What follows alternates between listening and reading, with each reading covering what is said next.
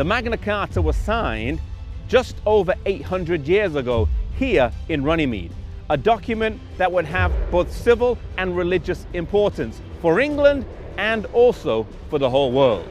The backdrop to the signing of the Magna Carta was the growing tension between the King of England and the Pope over who had the authority to appoint the bishops of London and Canterbury.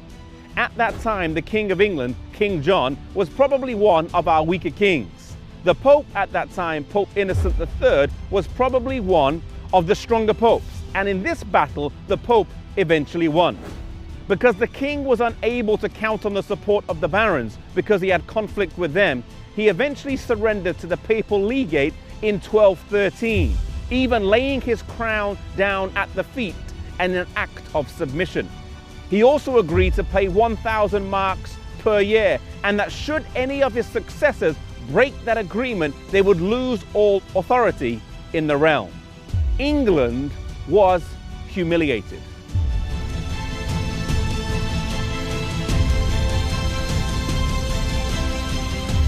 The barons were stung into action. They would never be slaves to the Pope. The issue of national sovereignty and the exchanging of money for spiritual benefits was at stake.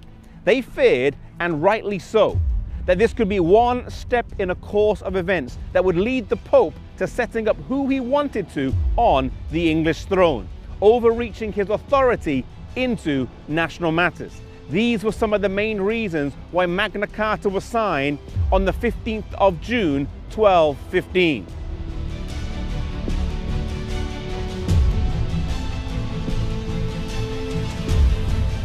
The first clause stated, "The Church of England shall be free, and hold her rights entire, and her liberties inviolate." This issue would rumble on for the next 150 years, and the money due to be paid to Rome lapsed over time and became sporadic. This was one of the main reasons of John Wycliffe's early disagreements with Rome.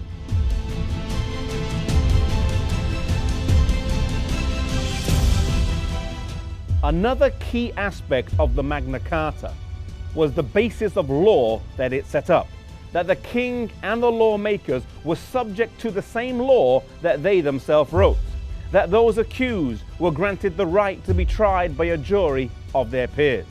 These, among many other clauses, form the basis of law and justice as we know it today. Many of the principles of Magna Carta form the basis of the US Constitution and the Bill of Rights in America. In fact, this monument here was paid for by the ABA, the American Bar Association. Today, there are 4 remaining original copies of the Magna Carta. 1 in the Lincoln Castle, 1 in St. Mary's Cathedral in Salisbury, and 2 in the British Library. The principles of Magna Carta, which live on today, stand to us as a testament that we should cherish our civil liberties, that we should protect our civil liberties, and that we should use the time that we have now in the spreading of the gospel while we have the ability to do so.